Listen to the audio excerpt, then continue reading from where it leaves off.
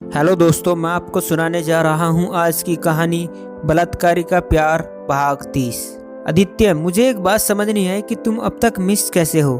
क्या तुमने शादी नहीं की? रोशनी ने आज तक आदित्य की जगह किसी को नहीं दी थी, इसलिए वो आदित्य के सवाल से एक पल को थोड़ी घबराई, पर दूसरे ही पल खुद को संभाला, जिसे आदित्य नोटिस ही नहीं कर पाया। रोशनी बिना किसी भाव के नहीं, एक सीधा सपाट जवाब सुनकर आदित्य कुछ अजीब लगा। उसने दोबारा पूछा, आदित्य, शादी नहीं की पर क्यों? रोशनी इस बार आदित्य से नजरें मिलाकर कहती है, उस सवाल के जवाब के लिए सिर्फ एक नहीं शब्द ही काफी होता है। कुछ पल के लिए रूम में खामोशी छा गई। दोनों कहना तो बहुत कुछ चाहते थे, पर उनके पास शब्द ही नहीं थे। आदित्य खामोशी को तोड़ते हुए, ठीक है फिर मैं चलता हूँ। रोशनी, हाँ। आदित्य अपनी भावना को छुपाने की कोशिश करते हुए, अच्छा लगा तुमसे मिलकर, चलता हूँ, बाय। रोशनी, बाय। आदित्य वहां से जाने लगता है और रोशनी अपने काम में व्यस्त हो जाती है। आदित्य वहां से जाते हुए अपने प्यार भरी बेताब नजरों से रोशनी को देखा। उम्र के इस पड़ाव पर भी रोशनी के चेहरे पर वही मासूमियत और भोलापन झलक रहा था, और उसकी झील सी खूबसूरत भूरी आंखों में अधूरापन था जिसे आदित्य पूरा करना चाहता था। आदित्य का दिल आज रोशनी को देखकर वैसे ही धड़क रहा था जैसे 20 साल पहले धड़कता था। रोशनी के ऑफिस से बाहर निकलने के बाद भी आदित्य ने एक बार फिर पलटकर रोशनी को देखा, जो कि अभी भी अपने काम में व्यस्त थी। आदित्य एक ठंडी सांस लेते हैं और वहां से निकल जाता है।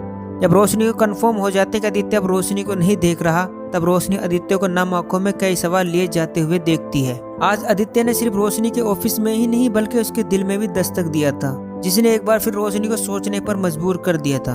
अब उसे क्या करना चाहिए? आरसी सुबह से बहुत परेशान है क्योंकि आदित्य सुबह से ही घर से बाहर है और अब दोपहर होने को आई है, उसका कोई अता पता नहीं है। थोड़ी देर में बाहर कार रुकने की आवाज आई। आरसी अपने कमरे हॉल में आई। उस समय आदित्य बिना किसी से कुछ कहे हॉल से सीधे अपने कमरे में चला गया। आरसी ये देखकर सरप्राइज हो जाते कि पापा बिना किसी से बात किए अपने कमरे में कैसे चले गए। आरसी आदित्य कमरे का दरवाजा धीरे से खोलती है तो देखती है आदित्य सिंगल सोफे पर बैठा बाहर की ओर देख रहा था। उसके चेहरे पर एक हल्की मुस्कान थी और वो कहीं खोया हुआ सा था। आरसी को समझ में नहीं आ रहा था कि पापा कल से अजीब हरकत क्यों कर रहे हैं। आरसी दरवाजे पर खड़े होकर धीरे से, पापा। आदित्य अपनी ख्याल से बाहर आते और दरवाजे की ओर देखता है तो वहाँ आरसी को देख हल्का सा मुस्कुरा देता है और पास आने का इशारा करता है। आरती आदित्य के पास आकर थोड़ी घबराई आवाज में, पापा आप ठीक तो है ना?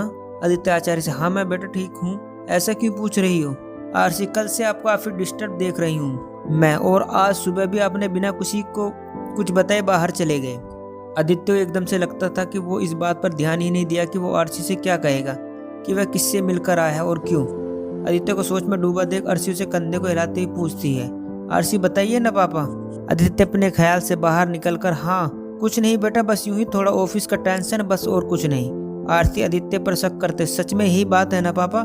आरसी के इस तरह से पूछने पर आदित्य घबरा जाता है और उसके माथे में पसीने की कुछ बूंद उभर आती है जैसे आरसी ने उसे चोरी पकड़ ली हो। आदित्य अपनी सफाई देते, हाँ हाँ हाँ बेटा कोई बात नहीं है। आरती आदित्य को रिलैक्स करवाते, ओके पापा रिलैक्स, मैं समझ गई आपको ऑफिस का प्रॉब्लम, रिलैक्स आराम कीजिए, डिनर टेबल पर मिलते हैं। और आरसी वहां से मुस्कुराती हुई चली जाती है।